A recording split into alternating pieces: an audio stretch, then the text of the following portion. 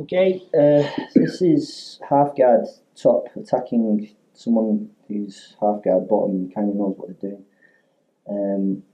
This is all stolen, but works. Robert Drysdale, he came over and saw us and taught us all this stuff, and it still works to this day. It taught me not to get an underhook straight away from half guard, and that was before really the Japanese necktie and stuff came into being a fashionable move. So I'm going to show you what he does and what I've kind of adopted. I would like to say I've changed things drastically and made them better, but that would be lying. Okay, so I landed in half guard, and he's got half guard of some kind. Yeah, one of my priorities to keep my legs safe in half guard is to keep my own heel, the heel that's caught underneath my own hips. Right, if I can keep this, in wrestling terms, Randy Couture calls this a half mount. As long as my heel's underneath myself, and you can't really work with this leg. You can't extend the leg, you can't lock it down, you can't do a number of things. So I'm in a much better place if I can keep this heel underneath myself. Alright? We're imagining that he knows what he's doing, so straight away, he lost his chance for lockdown and stuff, but he will get an underhook. And he knows from underhook, if he dives his head under and he controls my wrist and stuff like that, and the likelihood is, even with a whizzer, he'll take my back, because there's not a lot I can do. I can't really hold him down at this point. In holding him down, I'm actually giving him the gap to go through. Alright? So, knowing that, what we do is we're going to take that away from him. So the first thing we're going to do is, as he comes for his underhook, is I just put a bar down in front of his hips. He drives his arm underneath, and look what happens. It straightens the arm, and if he tries to force his arm deeper, it gets difficult for him. Now if he tries to sit up with his underhook and stuff, he's got really no power there. Okay, and he's feeling a little bit threatened about an armbar. Even though it's not really anything too strong, he's a bit threatened about an armbar.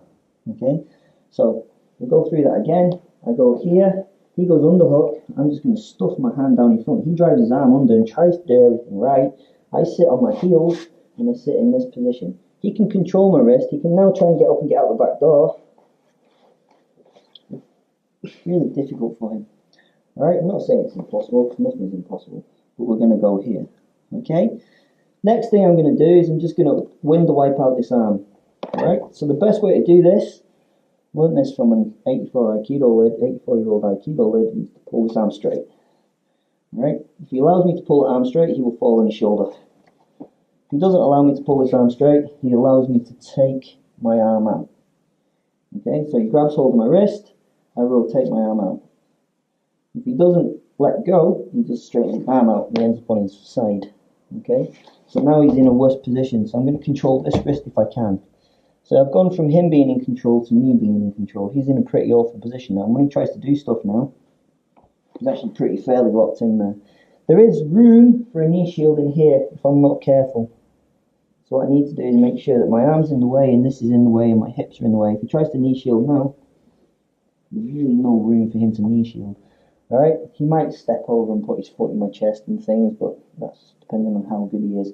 Maybe I need to bring my head even further down, as long as I can keep his arm straight. He'll do two things at this point. He's either going to bring his head underneath me, or he's going to take his head away. So we're going to imagine that he brings his head underneath me first. So he's bringing his head underneath me. Okay, so I'm going to go from his wrist, I'm going to keep my arm straight, and I'm going to go from his wrist and I'm going to grab around his head. Okay, and I make this kind of shape with my hand. My hand's going to slip around, and this part of my thumb is going to come in at the side of his head here. Yeah, it's going to come right in at the side of his head here. Okay, once I get here, I'm still keeping this arm straight. He feels that he's being attacked. Okay, he feels that he's being attacked. So he has two real good methodologies of defending this now. He will either go flat to his back or he will fall on his side. Alright, I'm waiting for either one of those. So if he goes right to his side, I stay over the head and I let my hips fall to the ground. Okay, I'm going to grab onto my hand and then I start adding loads of pressure to this guillotine. And I get it. Alright, so that's number one. That's it, he goes straight to his side. So what I did was this went in and I grab hold of his wrist and I yo-ho hold the arm, make that triangle smaller, and I get the arm in guillotine. It doesn't normally happen that he'll attack from side control. He normally manages to get on top, but we still get the guillotine. If he goes flat, we do exactly the same thing, but he goes back to his shoulders, and I need to drive my head to the ground on this side of his body. So we get back to here, I've gone deep around his neck, he goes flat to his back this time, my forehead goes to the ground, and now I'm going to rotate again, and get the tap. Okay? It's really important that I rotate this in and around his neck. Look at the triangle. Closes the triangle. Okay? So we'll go through that one more time. I've landed in half guard, he goes for his underhook, I'm going to block that underhook. I'm going to keep my head down. He grabs my wrist. His head should be under my armpit at this point. Yeah, he's defending me being him choking me. He's trying to take my back. I'm already threatening this arm a bit with an armbar. Alright, I need to get this hand out. So I'm going to yank my arm here. If it doesn't come out, I rotate and grab his wrist. Okay? And then I'm going to pull on this arm. I might have to push his head out of the way and stuff. I'm going to pull on this arm and try and drive him to the floor. Right? Reach over the head. And I'm going to make like this pistol type shape. Next to his neck. And then I grab and I push and push and push. He's either going to go to his side, which allows me to yo-ho-ho into the arm in guillotine, or he's going to go flat to his back, and my forehead goes down, and I do the same thing. Okay? So, not as well executed as Mr. Drysdale there, but that gives you a feeling of what happens. The next bit to this move is he normally won't let me get the guillotine unless